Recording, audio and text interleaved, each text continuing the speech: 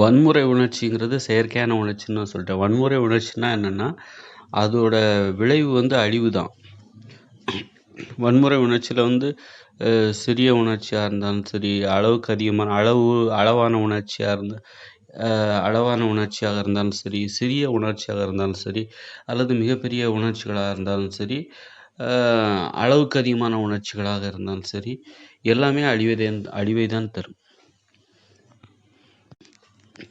அழிவை தரக்கூடிய அந்த வன்முறை உணர்ச்சியை நம்ம என்ன பண்ணுறோம் அப்படின்னா, நம்மளை அழிச்சிக்கிட்டே இருக்குது. நம்ம எந்த அளவுக்கு எதிர்நீச்சல் போடுறோம், எதிர்நீச்சல் போட்டு எவ்வளோ நாள் உயிர் வாழ்கிறோம் அப்படிங்கிறது தான் வந்து தற்போதைய இயந்திர அறிவியல் உலக மனித வாழ்க்கை முறையாக இருக்கிறது.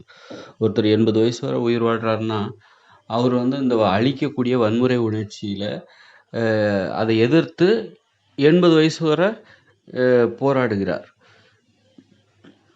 இந்த அழிக்கக்கூடிய வன்முறை உணர்ச்சி இல்லைன்னா மனித உயிர்கள் இயல்பாகவே 100 வயசுக்கு மேலே வாழ்வாங்க. ரொம்ப எளிதாக வாழ்வாங்க. ஆனால் இப்போ வந்து இந்த வன்முறை உணர்ச்சிங்கிற அழிக்கக்கூடிய உணர்ச்சி வந்து உலகம் முழு மனித செயல்பாடுகள் அனைத்திலும் முழுமையாக ஆக்கிரமித்து கொண்டது. அப்போது இந்த உணர்ச்சிகள் வந்து உணர்ச்சிகள் சார்ந்த செயல்பாடுகள் எல்லாமே அந்த வன்முறை உணர்ச்சிகளால் இந்த உலகம் உருவாக்கப்பட்டது. இயந்திர அறிவியல் உலகம் உருவாக்கப்பட்டது. அந்த உலகம் வந்து மனித உயிர்களை அழிக்கின்ற வேலைகளை சதா செய்து கொண்டே இருக்கின்றது. அதில் வந்து எப்படி தற்காத்துக்கிறாங்க, மனித உயிர்கள் வந்து தற்காத்து கொண்டு எந்த அளவுக்கு முன்னேறுகிறார்கள்.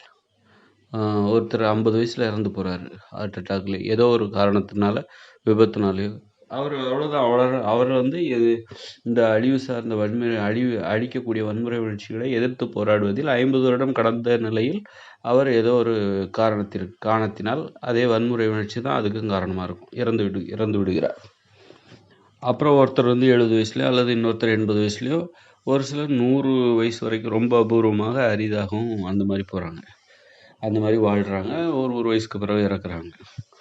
ஆக வந்து இந்த உணர்ச்சி, இந்த உலகம் வந்து மனித உயிர்களை அழித்து கொண்டே இருக்கிறது. அந்த அழிப்பதற்கு காத்து கொண்டும் இருக்கிறது. ஆரோக்கியமாக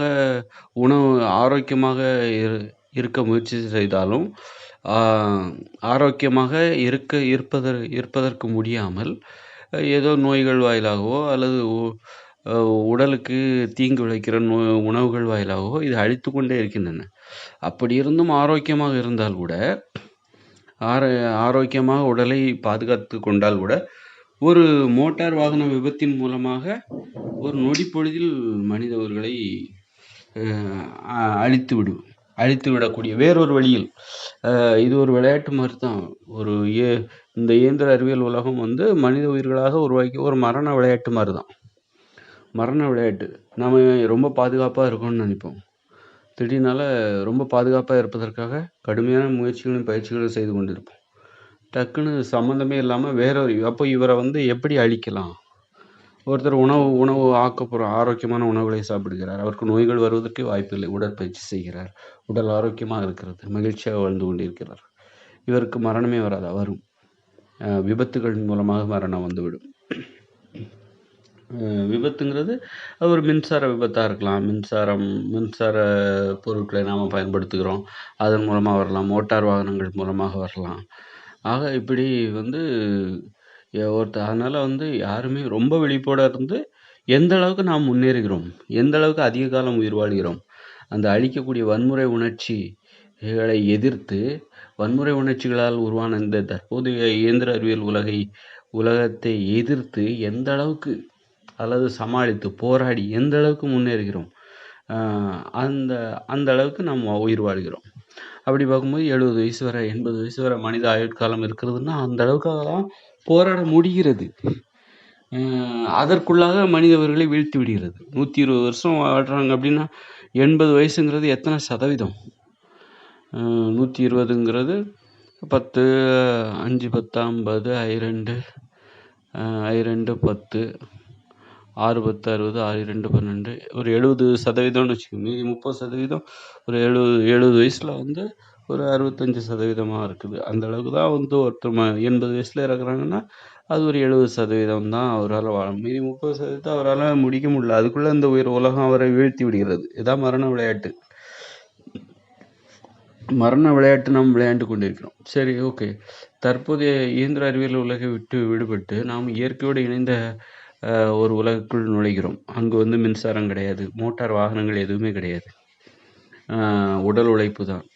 உடல் உழைப்பை அடிப்படையாக கொண்டு தான் வாழ்கிறோம். உப்பு கலந்து சமைக்கப்படுகிற உணவுகளை அங்கு நாம் உண்பதில்லை. உப்பு என்பதே அங்கு கிடைக்காது. ரசாயன பூச்சிக்கொல்லி மருந்துகள் கிடைக்காது.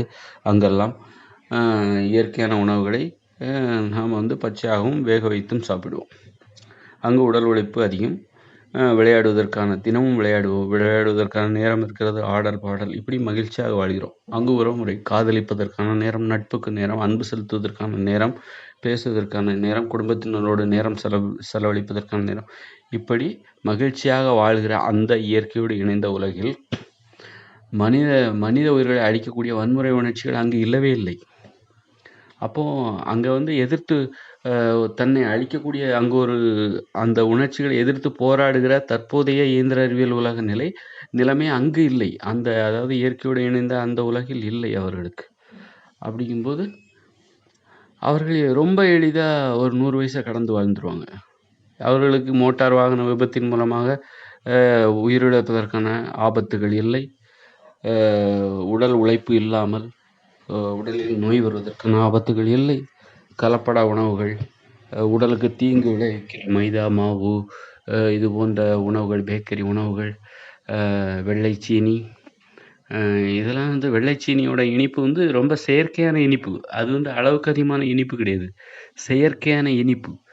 வெள்ளைச்சீனியால் தயாரிக்கப்பட்ட வெள்ளைச்சீனி கலந்து அல்லது ஒரு கரும்புச்சாறு கலந்து கூட, அந்த நாட்டு வெல்லம் கலந்து தயாரிக்கப்படுகிற உணவுகள், வெள்ளைச்சீனி கலந்து, இவையெல்லாம் வந்து உணவு செரிமான திறனை குறைக்கக்கூடியது.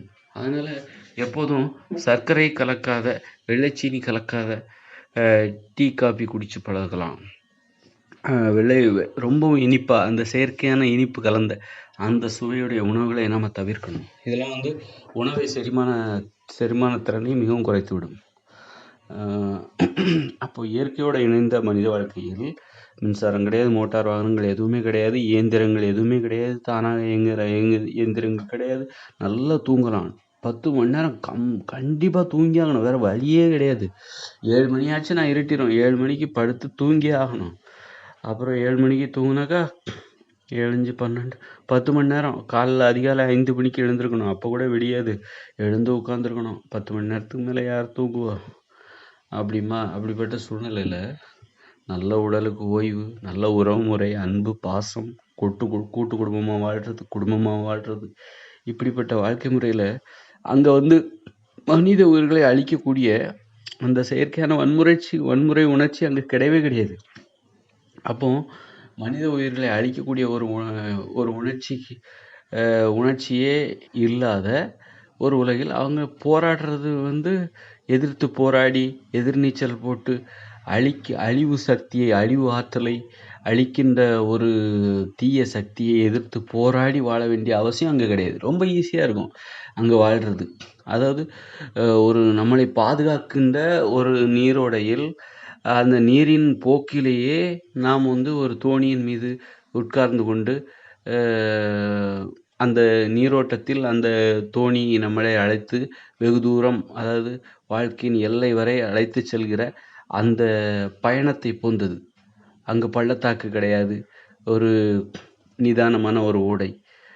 நாம் போக வேண்டிய எல்லாரும் அந்த மாதிரி போகிற மாதிரியான ஒரு அங்கே வந்து எதிர்த்து போராட வேண்டிய அவசியம் இல்லை. அழிவை எதிர்த்து போராடுகிற அந்த செயற்கையான ஒரு வாழ்க்கை அங்கு கிடையாது. அப்போ இயல்பாகவே அவங்க எல்லாருமே வந்து அங்கெல்லாம் நோய் வர்றதற்கான வாய்ப்புகள் இல்லைங்கிறனால இயல்பாகவே அவங்க வந்து ஒரு 100 வயசுக்கு மேலே இயல்பாகவே வாழ்வாங்க. 120 வயசு வரை வாழ்கிறது ரொம்ப எளிதாக இருக்கும் அப்படின்னு நான் சொல்கிறேன்.